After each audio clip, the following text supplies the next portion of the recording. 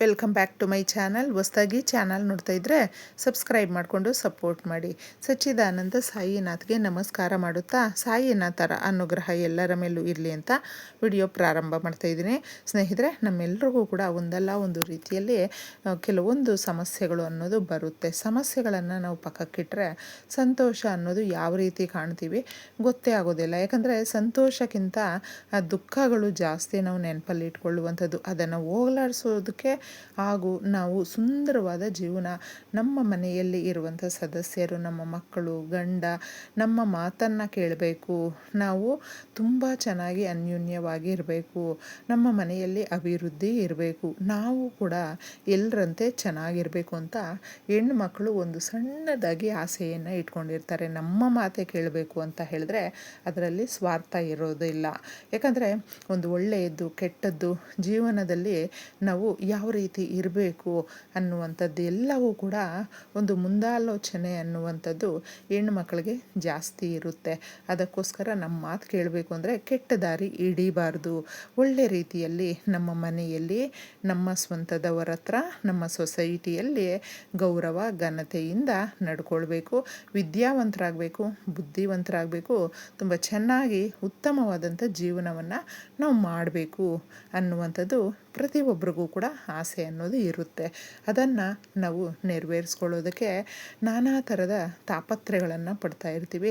ಕೆಲವೊಂದು ಬಾರಿ ಕಷ್ಟಗಳು ಜಾಸ್ತಿ ಆಗಿಬಿಟ್ಟಿರುತ್ತೆ, ಸಾಲ ಮಾಡ್ಕೊಂಡು ಬಿಟ್ಟಿರ್ತೀವಿ. ತುಂಬ ಜನ ನಮ್ಮನ್ನು ಎಷ್ಟು ಸಾಲ ಮಾಡ್ಕೊಂಡಿದ್ದಾರೆ, ಇವರು ವಾಪಸ್ಸು ಸಾಲನೇ ಕೊಡ್ತಾ ಇಲ್ಲ ಅಂತ ಕೂಡ ಮಾತಾಡ್ತಾರೆ. ನಾವೇನು ಮಾಡಬೇಕು? ಪ್ರತಿನಿತ್ಯ ನಮಗೆ 6ಕ್ಕೆ ಹತ್ತುತ್ತಾ ಇಲ್ಲ, 3ಕ್ಕೆ ಇಳೀತಾ ಇಲ್ಲ ನಮ್ಮ ಜೀವನ.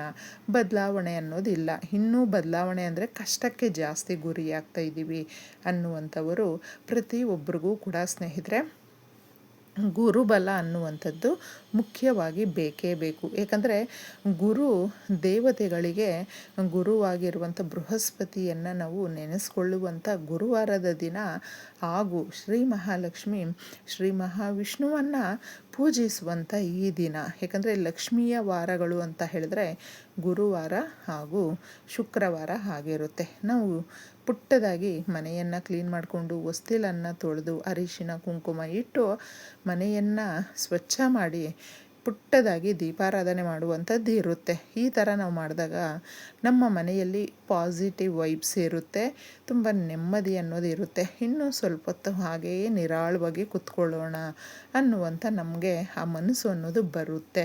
ಆದರೆ ನಾವು ಈ ಥರ ಎಲ್ಲ ಕೆಲಸ ಮಾಡದೇ ಇದ್ದಾಗ ನೋಡಿ ನಮ್ಮ ಮನಸ್ಸು ಕೂಡ ಎಷ್ಟು ಕೆಟ್ಟೋಗಿರುತ್ತೆ ಅನ್ನೋ ಥರ ಇರುತ್ತೆ. ಹಾಗೂ ಇನ್ನಷ್ಟು ಮತ್ತಷ್ಟು ಅಂತ ಸೋಂಬೇರಿಗಳ ಥರ ಇದ್ದುಬಿಟ್ಟಿರ್ತೀವಿ.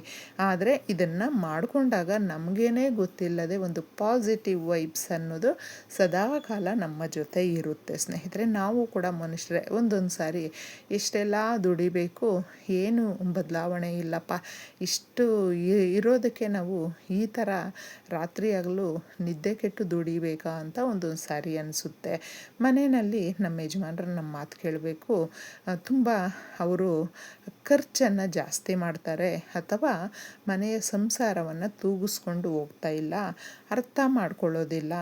ಹೆಂಡ್ತಿ ಮಕ್ಕಳು ಸಂಸಾರ ಅಂತಂದ್ಬಿಟ್ಟು ಅವ್ರಿಗೆ ಜವಾಬ್ದಾರಿ ಇಲ್ಲ ಅಂತ ಎಷ್ಟೋ ಜನಕ್ಕೆ ಅನ್ನಿಸ್ತಾ ಇರುತ್ತೆ. ನೋಡಿ, ಅವರುಗಳು ಹಾಗೆ ಮನೆಯಲ್ಲಿ ಯಾವುದೂ ಸರಿ ಇಲ್ಲ, ನಾವು ಒಬ್ಬರೇ ಒದ್ದಾಡ್ತಾ ಇದ್ದೀವಿ, ಎಲ್ಲವೂ ಸರಿ ಮಾಡ್ಕೊಳ್ಬೇಕು ಅಂತ ಇದೆ, ಆದರೆ ಏನು ಮಾಡಬೇಕೋ ಗೊತ್ತಾಗ್ತಾ ಇಲ್ಲ ಅನ್ನುವಂಥವರು ತಪ್ಪದೆ ಗುರುವಾರ ಈ ಸಣ್ಣ ಪರಿಹಾರವನ್ನು ಮಾಡಿಕೊಳ್ಳಿ.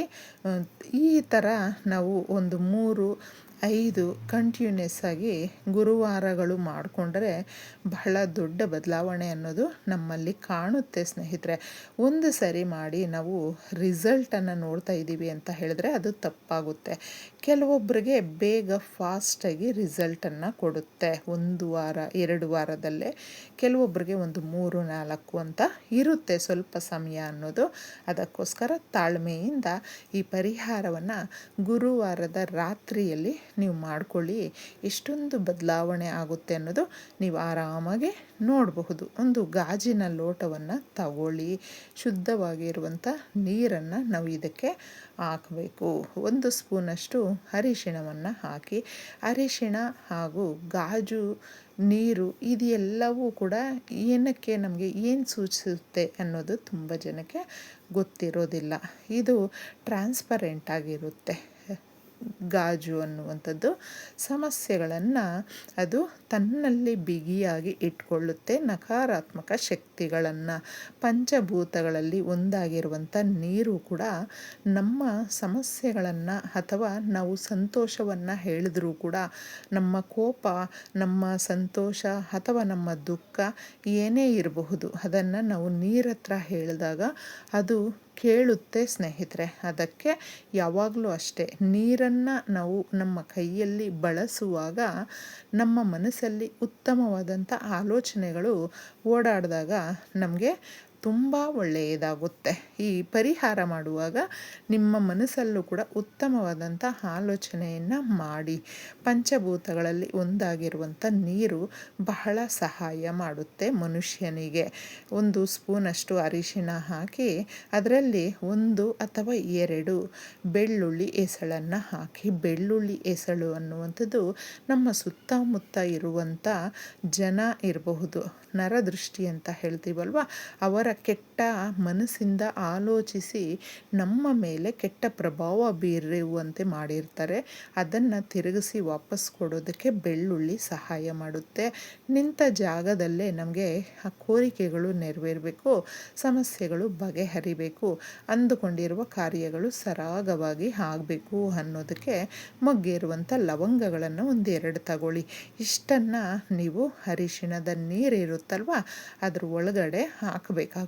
ಹಾಕಿ ಈ ಲೋಟವನ್ನು ನಿಮ್ಮ ಕೈಯಲ್ಲಿ ಇಟ್ಕೊಂಡು ನಿಮ್ಮ ಸಮಸ್ಯೆಗಳು ಒಂದೊಂದೇ ಹೇಳಿಕೊಂಡು ಇದನ್ನು ನಮ್ಮ ಮನೆಯಲ್ಲಿ ನಾನು ಇಡ್ತಾ ಇದ್ದೀನಿ ತಾಯಿ, ನಮ್ಮ ಮನೆಯಲ್ಲಿ ಇರುವಂಥ ಎಲ್ಲ ರೀತಿಯ ನಕಾರಾತ್ಮಕ ಶಕ್ತಿಗಳನ್ನು, ನೆಗೆಟಿವ್ ಶಕ್ತಿಯನ್ನು, ಸಮಸ್ಯೆಗಳನ್ನು ನೀನು ತಗೊಂಡು ಅದನ್ನು ಏನು ಮಾಡ್ತೀಯೋ ಮಾಡಿ ನಮಗೆ ನಮ್ಮ ಮನೆಯಲ್ಲಿ ಎಲ್ಲವೂ ಕೂಡ ಒಳ್ಳೆಯ ರೀತಿಯಲ್ಲೇ ಆಗುವಂತೆ, ನಾವು ಅಂದುಕೊಂಡಿರುವ ಕೋರಿಕೆಗಳು ನೆರವೇರುವಂತೆ ತಾಯಿ ನೀನು ಅನುಗ್ರಹ ತೋರಿಸು ಅಂತ ಕೇಳಿಕೊಂಡು ಇದನ್ನು ನೀವು ರಾತ್ರಿ ಮಲಗುವ ಸಮಯದಲ್ಲಿ ನಿಮ್ಮ ಬೆಡ್ರೂಮಲ್ಲಿ ನೀವು ಮಂಚದ ಕೆಳಗಡೆ ಇದನ್ನು ಇಟ್ಕೊಳ್ಬಹುದು ಸ್ನೇಹಿತರೆ. ಈ ಥರ ಇಟ್ಟು ನೀವು ಕೋರಿಕೆ ಕೇಳಿಕೊಂಡು ಮಲ್ಕೊಂಡಿರ್ತೀರಾ. ಮಾರನೆಯ ದಿನ ನೋಡಿ ನೀವು ಇದು ರಾತ್ರಿ ಪೂರ್ತಿ ತನ್ನಲ್ಲಿ ಆ ನಕಾರಾತ್ಮಕ ಶಕ್ತಿಗಳನ್ನೆಲ್ಲವೂ ಕೂಡ ಎಳ್ಕೊಂಡು ಅಬ್ಸರ್ವ್ ಮಾಡಿ ಇಟ್ಕೊಂಡಿರುತ್ತೆ. ನಾವು ಏನು ನಮ್ಮ ಮನಸ್ಸಲ್ಲಿರುತ್ತೆ ನೋಡಿ ಅದನ್ನು ಕೂಡ ನಕಾರಾತ್ಮಕ ಶಕ್ತಿಗಳನ್ನೆಲ್ಲವೂ ಎಳೆದು ಇಟ್ಕೊಂಡಿರುತ್ತೆ. ಮಾರನೆಯ ದಿನ ಅದನ್ನು ನೀವು ಬೆಳಗ್ಗೆ ಎದ್ದ ಕೂಡಲೇ ತೆಗೆದು ಚರಂಡಿ ನೀರಿಗೆ ಹೊರಗಡೆ ತಗೊಂಡೋಗಿ ಎಸೆದ್ಬಿಟ್ಟು ಕೈ ಕಾಲು ಮುಖ ತೊಳ್ಕೊಳ್ಳಿ. ಈ ರೀತಿ ಕೆಲವು ಗುರುವಾರಗಳು ಮಾಡ್ಕೊಳ್ಳಿ. ಬಹಳ ದೊಡ್ಡ ಬದಲಾವಣೆ, ಕೋರಿಕೆಗಳು ನೆರವೇರುತ್ತೆ, ಇಷ್ಟಾರ್ಥಗಳು ಈಡೇರುತ್ತೆ. ಎಲ್ರಿಗೂ ಒಳ್ಳೆಯದಾಗಲಿ. ಧನ್ಯವಾದಗಳು.